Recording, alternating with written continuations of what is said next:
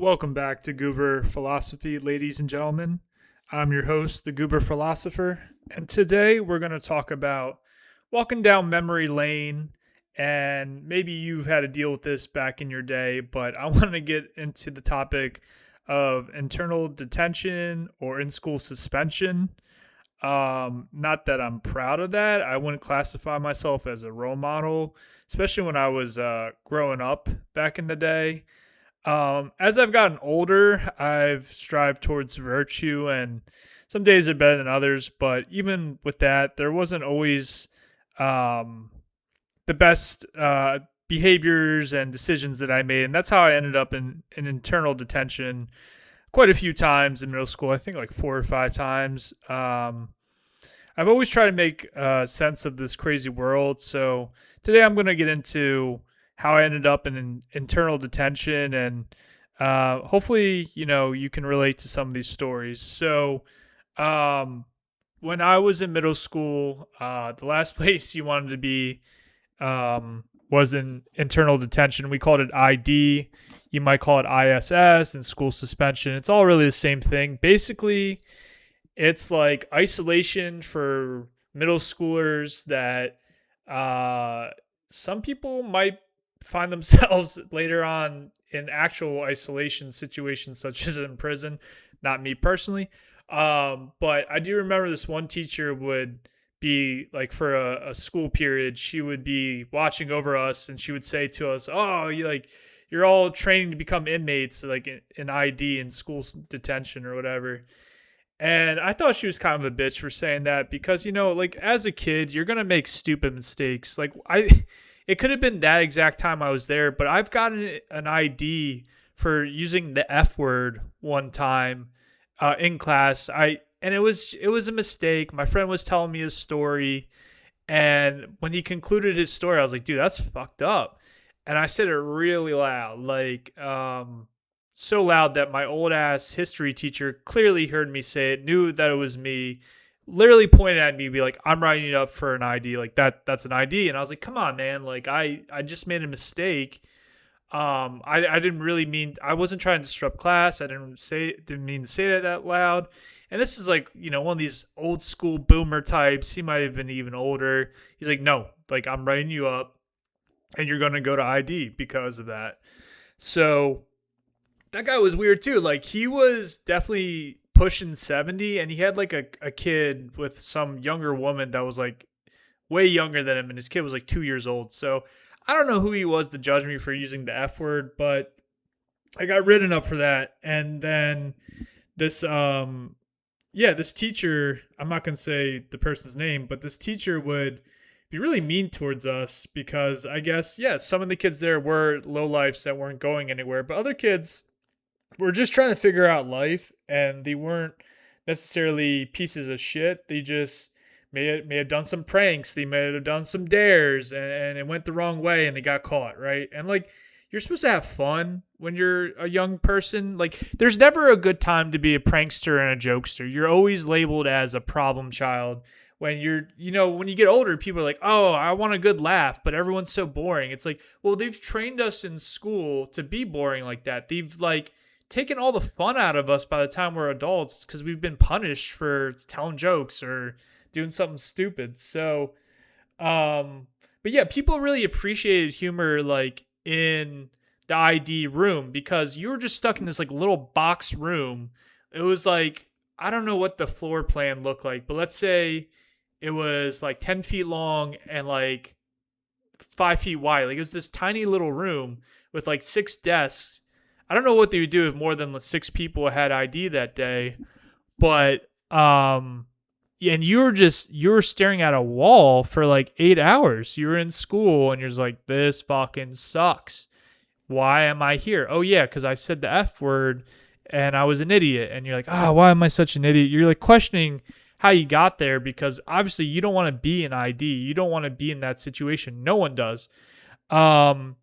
But it wasn't all so bad because people did enjoy humor. Like we would play pranks on the teachers that were watching over us to make sure we weren't fucking around. There was like a landline in the ID room, and like this one kid showed me like so like landlines are plugged in into a wall, and basically the jack for the phone was next to this kid's desk, and he showed me if you just like kind of nudge it with your head, like he could put his head against the wall and nudge the phone jack, it would make the landline in the ID room make like a beeping noise.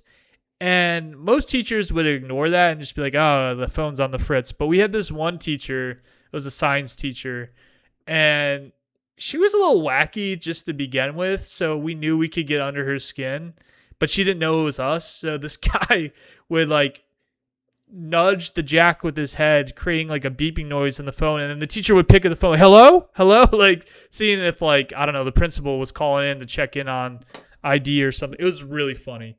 So yeah, I mean, that's just a little bit of like what it was like going to middle school in ID. Almost everyone in ID had problems with authority, myself included. I guess I had issues with listening to people I didn't respect. I'm not saying all my teachers I disrespected, but some I definitely, like my art teacher, I'm like, dude, you do art, like no offense, but it ain't that deep. But I also like missed out on things in life. Like one time I was in ID and like there was like this big school, I don't know what you call it, but like someone came to visit. It was like a mascot from one of the sports teams in my area. And I felt so just like, damn, I didn't even know that was happening. My friend's like, yeah, you missed it today. It was like a fun day and you're in an ID. I'm like, fuck my life. So, yeah, you never wanted to be in ID. You never wanted internal detention. But something I also learned in ID that I actually take away from today, and I want to leave you with this because I don't want to make this video any longer. So you were in this 10 by 5 foot room staring at a wall. You're like 14 and you're questioning your life, right? You're like, what the, how did I get here? What the F, right? And, you had fun with the kids that were there. Some of those kids were just pranksters and they were going to be just fine in life. Some of those kids you did not have fun with. But I'll tell you what was consistent. Every period, because like it was supposed, like while you were in ID, your period, so say it's second period, and say in second period I had science class. I'm supposed to get my work for that day for science class at second period, even in an ID. And that was like the most consistent thing was the work. Like even if you're an ID, your teachers would give you assignments that you would have done in class that day. One, because you're still in school, so you're still supposed to learn. Like thank God they gave us the opportunity to do something with our time, because just because you're being punished, the school still has to teach you, right? And you kind of become autonomous in ID. You got to be the only one forcing yourself to do the work that's assigned to you. And that's what kept me going in ID was just like, I'm like, all right, Spanish, done. Science, done. Math, done. English, done. I would just get it all done because what else am I going to do staring at the freaking like white beige looking wall? It just was so freaking boring in an ID. You were just finding ways to preoccupy your time. So I would literally do my work because I was so bored. And in that boredom, I developed good work ethic. Like in an unethical circumstance, because, sometimes I did do stuff. I'm like, yeah, I probably should have gotten in trouble for that. It wasn't just like an F word I dropped. Like there was some dumb pranks that I did. And I was like, okay, yeah, I was stupid. So I'm in ID and I'm doing my work and I'm getting all these things done. Like it's getting to the point where I have no more assignments left from all my teachers. And it was only for the day. So like when you get out of ID, it's like, okay, you learn your lesson. Don't be a fuck up again. We don't want to put you back here. So I would integrate back into the rest of student population. And, so it's the next day. So say I'm in ID on a Monday. I'm back in class on a Tuesday. And my teachers were floored. They're like, you've gotten you're ahead of class today because I didn't have anything too much on a Monday, so I gave you Tuesday's assignment. Everyone's doing Tuesday's assignment. You're done. So that's what I'm saying. I learned work ethic in an unusual place, And I kind of take that work ethic with me as I go. Like, as you get older, you're not going to have your teacher or your parents or your significant other asking you if you got the job done. You just have to keep working when no one's watching you, because eventually you're going to have to show results. And if you've been doing the right thing when no one wanted an expectation out of you, then when it's time to show what you've done with yourself, then you have like all this work to show for it. And that's really what I want to leave you with today is like, you can really do some dumb stuff in your life, but you got to maintain your work ethic and your integrity, because even if you're working a job currently, it might feel a little bit like a prison cell in your cubicle. First of all, it's not as bad as real prison. Not that I've been there, but I can tell you for sure working a job is not as bad as it could be. And that work ethic you carry with you even when you leave your job. Even if you hate your job, you have to have good work ethic. Not for your boss, not for your coworkers, but for yourself. You need to do what's right because it's good for you, and that's ultimately at a job all that matters. As an adult, you're measured by how many problems you solve, and when you're alone, you have time to either not do the right thing or solve problems when no one's looking, so that when it's time to talk about finding solutions, maybe you've already completed the task. So that's my spiel about ID.